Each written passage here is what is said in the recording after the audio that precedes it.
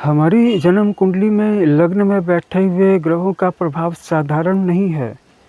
जीवन और भाग्य पर जो प्रभाव पड़ता ही है, लेकिन इसका प्रभाव सबसे पहले हमारे व्यक्तित्व पर पड़ जाता है। जिसकी जन्म कुंडली में लग्न में बुध या शुक्र जैसे ग्रह बैठेंगे, ऐसा व्यक्ति न सिर्फ पॉपुलर होगा बल्कि आकर्षक भी होगा और सबसे घुल-मिल जाएगा, तुरंत पॉपुलैरिटी प्राप्त कर लेगा। किसी भी व्यक्ति के साथ जुड़ करके कोई भी काम सीखेगा और तुरंत उस काम को करने लगेगा, जिसके कारण कि सोशल क्षेत्र में पॉपुलैरिटी बहुत ज़्यादा बढ़ जाती है। अच्छे सामाजिक होते हैं और समाज में सबको लेके चलते हैं। शुक्र लग्न में बैठा है और निर्दोष है, तो जैसा कि मैं पहले भी बता चुका हूँ आपको कि आकर्षक और चुंबकीय व्यक्तित्व का स्वामी बन जाता है। लग्न में अगर चंद्रमा बैठा है तो भी पॉपुलर बनता है, लेकिन वो अपनी मधुरता के कारण होता है और वो अपना कोई काम बना नहीं सकता है, अपने शत्रुओं से लड़ नहीं सकता है, अपने हक के लिए लड़ाई नहीं कर सकता है, लेकिन फिर भी पॉपुलर होगा। फिर भी वो सबकी मदद करेगा, उसकी भी मदद करेगा जो उसका शत्रु है। उसके शत्रु बार-बार उसको हर्ट करते हैं, फिर बार-बार उससे माफ़ी मांग करके और फिर पीछे उसके खिल्ले उड़ाते हैं।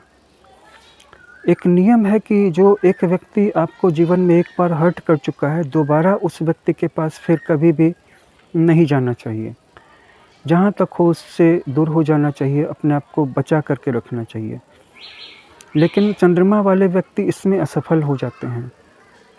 लग्न में अगर सूर्य है तो ऐसे व्यक्ति के चेहरे पे ऐसा तेज होता है, ऐसी चमक होती है कि वो कहीं पर भी जाएगा तो लोग उसके सम्मान में अपने आप उठ कर के खड़े हो जाएंगे और अपनी-अपनी कुर्सियाँ उसको दे देंगे। ये जाने बगैर कि वो कौन है, क्या है, उसकी चमक, उसका कपड़ा, उसका चलने का तरीका, हर जगह उसका स्वागत होगा। और अगर उसके लग्न में शनि है, तो लोग उसके साथ संबंध रखने से कतराएँगे, लोग उससे दूर भागेंगे। ऐसे व्यक्ति को समाज में सम्मान प्राप्त करने के लिए बहुत कष्ट और बहुत त्याग से गुज़रना पड़ेगा।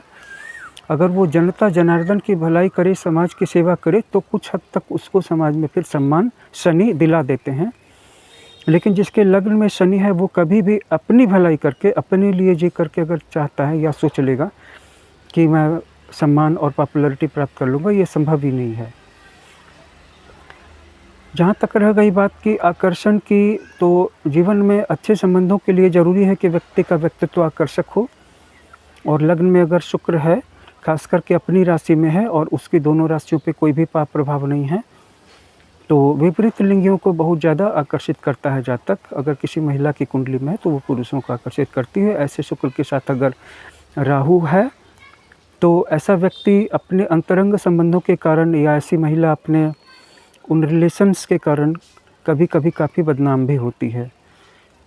मंगल है तो भी बात लगभग वही होती है, काफ़ी ज़्यादा संबंध है और कुछ के कारण नाम, कुछ के कारण बदनाम।